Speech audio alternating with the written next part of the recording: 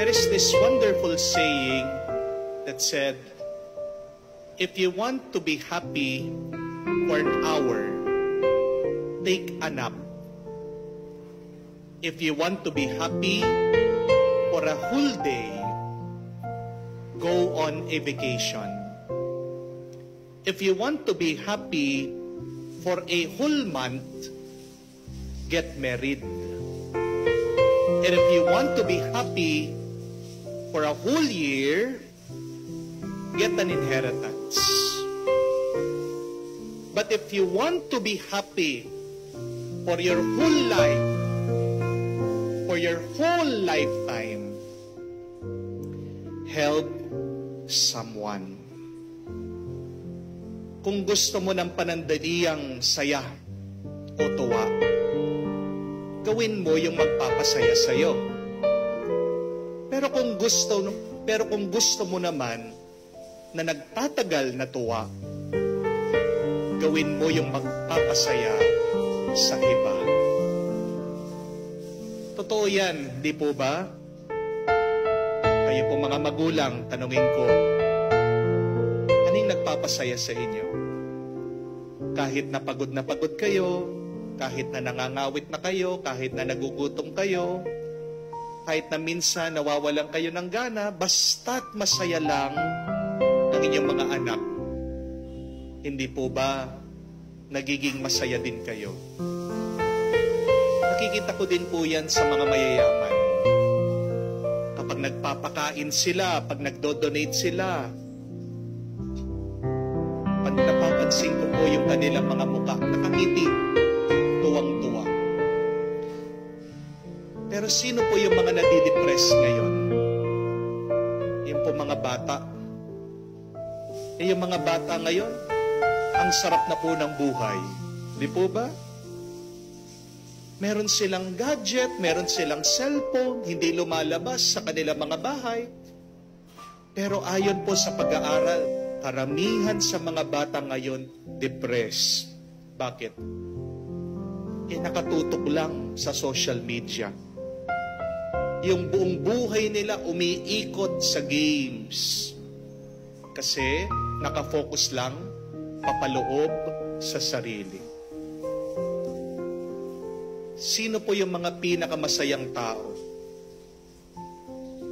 Tingnan niyo po yung mga nagsaserve sa loob ng simbahan. Karamihan po sa mga tumutulong, naglilinis, nagsaserve, naglilingkod sa loob ng simbahan, hindi naman po mayayaman. Alam ko po, marami dyan, nahihirapan din sa buhay. Marami din po, napakaraming utang. Marami po, walang trabaho. Pero kung sino pa yung kapuspalad, kulang sa budget, kulang sa pera, sila pa po yung makikita nyo, napakasipag tumutulong sa simbahan.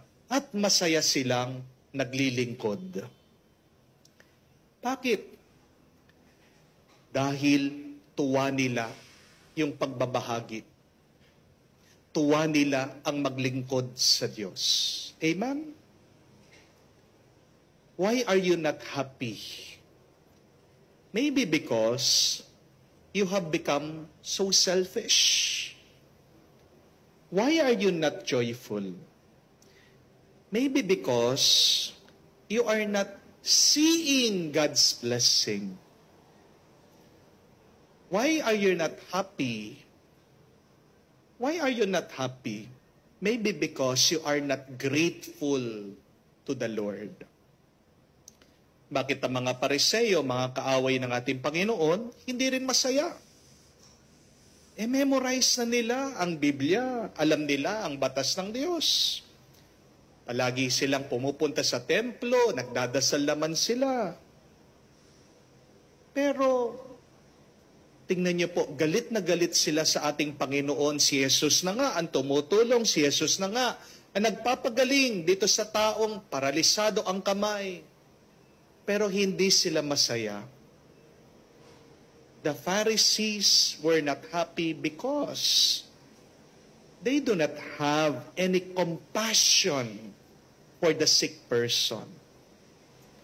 The Pharisees were angry because they were so focused on what is wrong rather on what is right.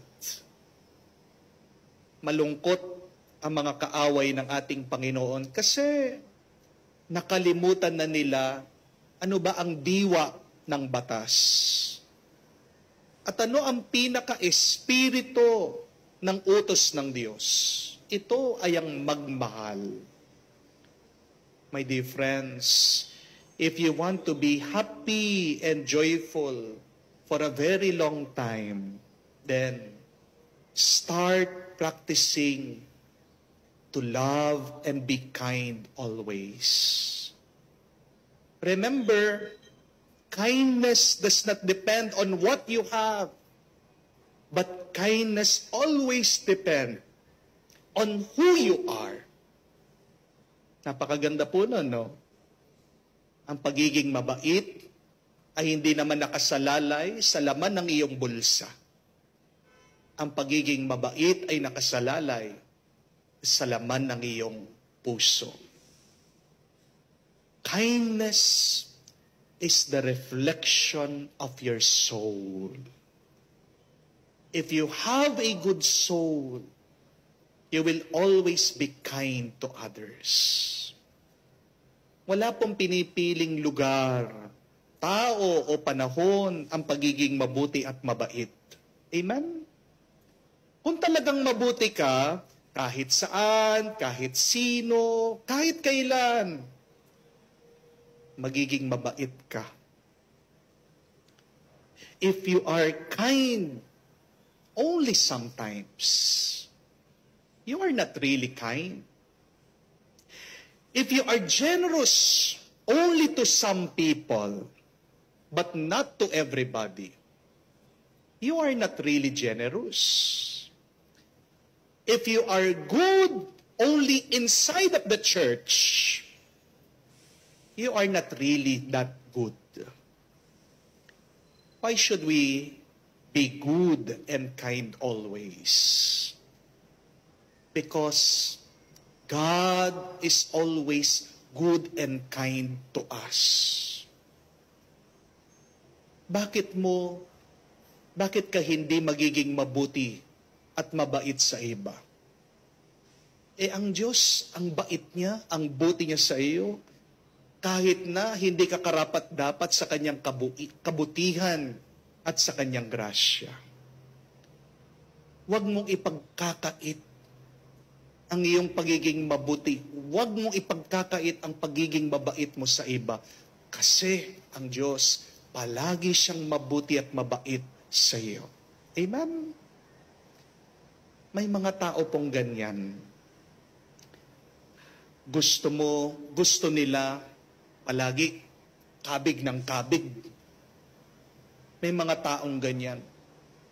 Gusto nila palagi sila lang ang nakikinabang.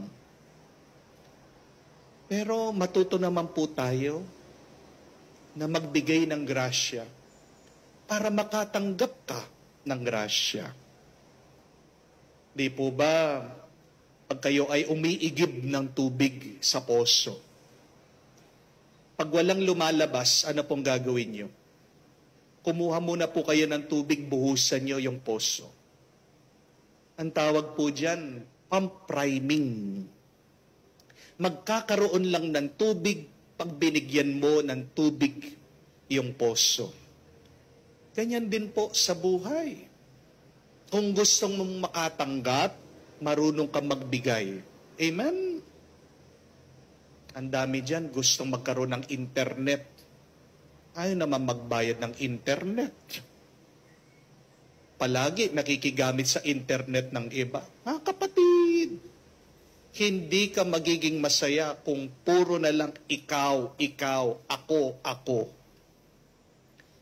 As John Maxwell beautifully said, the happiest people are not those who have the most, but the happiest people are those who serve the most. Ano ang sikreto ng isang masayang buhay na nagtatagal at nananatili? magmahal ka, magbigay ka, at maglingkod ka. Amen? This is the secret of a long-lasting happiness in our life. Do not forget this. Love faithfully, give gratefully, and serve joyfully. Amen.